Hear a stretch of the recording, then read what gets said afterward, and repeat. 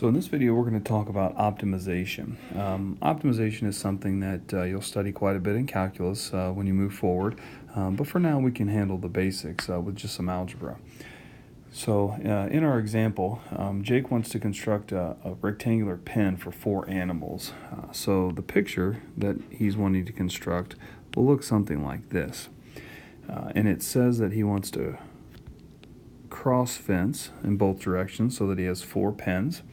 And we're looking in this problem to maximize the area of the pen. So we want to maximize area, which means that our area function is going to be pretty important.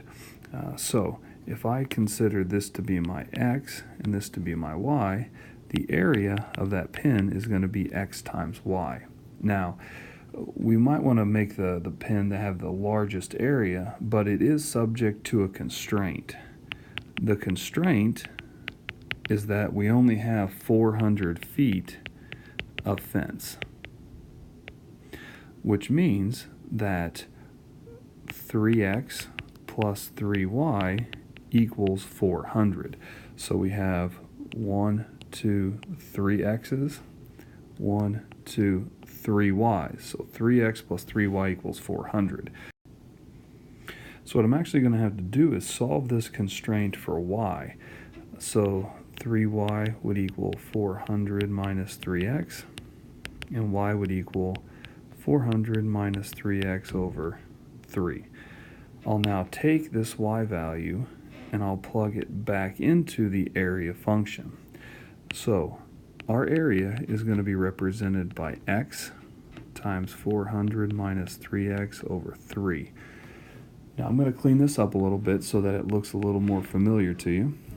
This is going to be a 400 over 3x minus an x squared. So I took the 3 right here and I went up into each of those terms. So there's our 400 over 3 minus our x. And then I took the x here and went ahead and distributed it through. Now, let me flip it around just a second for you. All I did was I interchanged the two terms. And if you see what we have, this is actually a parabola. It's a parabola specifically that opens down. And so if we're looking to maximize, or looking to find the biggest possible option, what we're really searching for is the vertex of the parabola. So all I need to do now is take the area function, which is the parabola. I'm going to complete the square to put it in its standard form, and then identify the vertex. So when I put this in standard form by completing the square, I need to make sure to factor out the negative. We remember we have to have a positive leading coefficient. I'll put my blank in. And I remember I need to balance it out.